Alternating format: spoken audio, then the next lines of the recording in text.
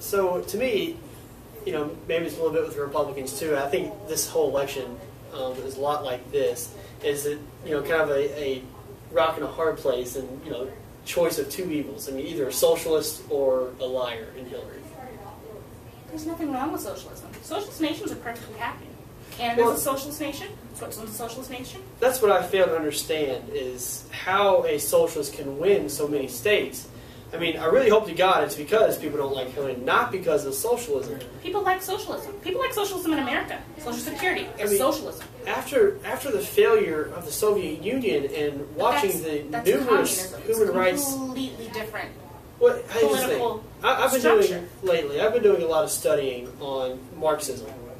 And as many of you know, Karl Marx, who was a German political philosopher, was the first to come up with the idea of government ruled by the working people, or as he liked to say, proletarians, and putting the rich, or as he liked to call it, the bourgeois, or as we like to call it now, the one-percenters, out of power. Marx stated, in able to do this, one must have a revolution by the working class.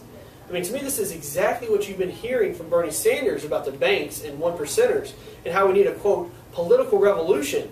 I mean, this is straight Marxist ideas. I mean, to me, on paper and as a philosophy, socialism seems great.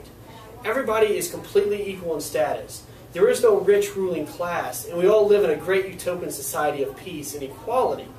The only problem with this style of Marxist socialism is that it only works on paper and not in reality. And Canada.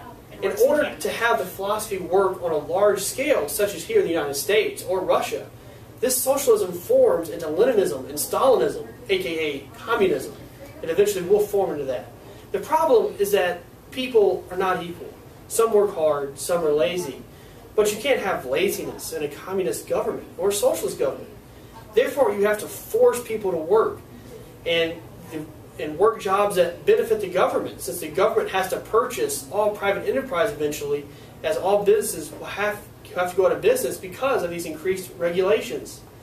Also, you cannot have any type of dissension, as they would harm the productivity of government. So you have to have a one-party government ruled by administrative and bureaucratic departments. Then you must deal with any dissenters quickly and secretly. Also, the one-class thing does not take either. In effect, you have two classes, the government and the governed. The governed are universally poor, while those in government live like kings. This form of government, communism, socialism, is very efficient, and it rose the Soviet Union to one of the two superpowers in the world behind the U.S. However, it cannot sustain itself. The bureaucracy gets too high, and the people strive for freedom they once had, and the whole system collapses on itself. We saw this with the collapse of the Soviet Union just over 20 years ago. What surprised me is that people have such short memories. So it baffles me how anyone can support socialism, seeing how the USSR failed and the types of abuse its people had to suffer.